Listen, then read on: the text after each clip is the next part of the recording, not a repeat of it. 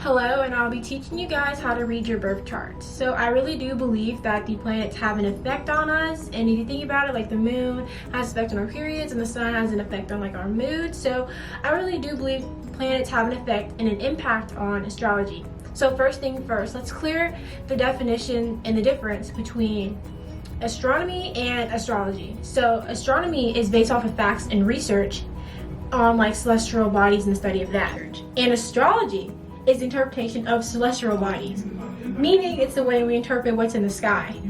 So it's like poetry, it's kind of like art, it's very subjective, and that's why I find it pretty fun to study. It's really cool and everything just has a meaning, we can figure it out. So astrology is very, very old and was first used in the Babylonian times to like explain time and event periods.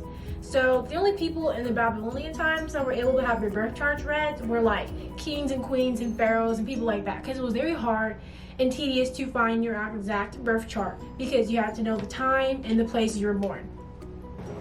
So what's your birth chart? So your astrological birth chart is basically a snapshot of the sky at the exact time and location that you were born.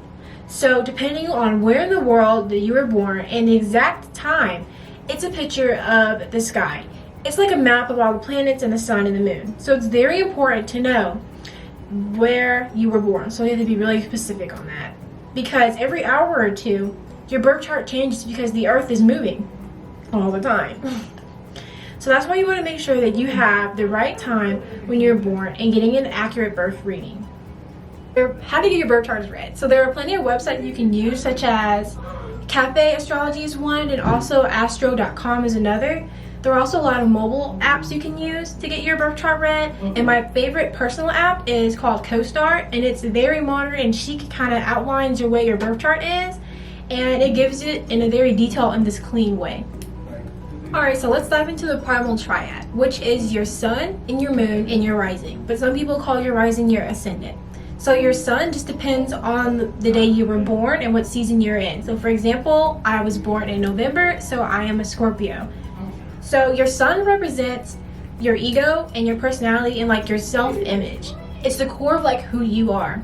Your moon represents your emotional self, and your moon's like your sensitivity and your emotions and your feelings and your mood and your heart. Some people relate more to their moon than their sun because your moon is like more your emotional self and you feel more with that sign. Okay, so now we're going to talk about your rising sign or your ascendant sign, which is basically essentially your mask to the world. It's like how other people perceive you. So think of it as like first impressions. Other people might see you in a certain way when they first know you, but when they really get to know you, they may be like, oh, wow, you're really different. So your rising is basically how you appear to others. So just so you guys know, I am a rising Aries, and I'm not going to get into too many details about all the other zodiac signs, their personality traits and all that stuff, but I will name all 12 of them in order for you guys. So first we have Aries, Taurus, Gemini, Cancer, Leo, Virgo, Libra, Scorpio, Sagittarius, Capricorn, Aquarius, and then finally Pisces. Okay, so as we just mentioned, there are 12 signs, and then there are also 10 planets. And when I mean planets, we're also including the moon and stars. Even though they're not exactly planets, they're celestial bodies, so that's what I'm trying to say. Does that make sense?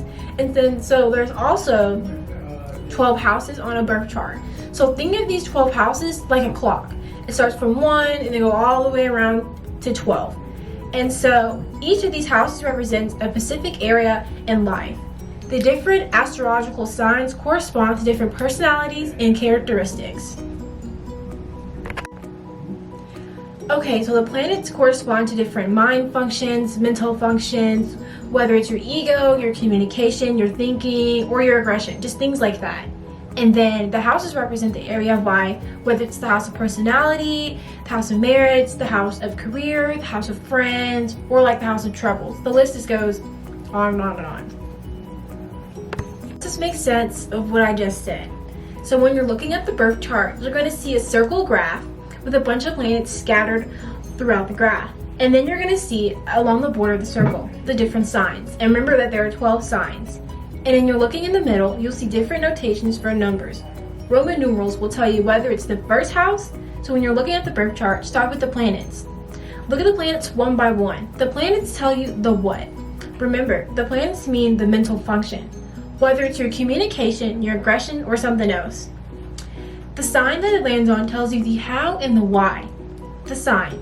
Remember, the personality, the characteristics. So that will help you to decipher the what and the why of that mental function. Of the second house, the third house, the fourth house, and like so on and so on. And then lastly, the house that the planet is in tells you what area of the house that is mostly going on, like where most of the activity is. And that is the basis of it. Alright, so that was basically the basis of reading your birth chart. I know it wasn't exactly the most easiest thing to do, but you're going to have to practice to get an understanding of the different signs and planets and how they work together. And there's definitely more detail that goes into your birth chart, but I'm not going to explain it into this video because it's really advanced and it takes a long time, and I honestly don't understand it that much to explain. But hopefully that gives you basic info on how to decipher your signs and what these planets mean and your houses. Alright, so that's basically the premise of how to read your birth chart, and if y'all want to learn more, don't forget to download the app CoStar or go on the website Cafe Astrology or astro.com to learn more about your birth charts.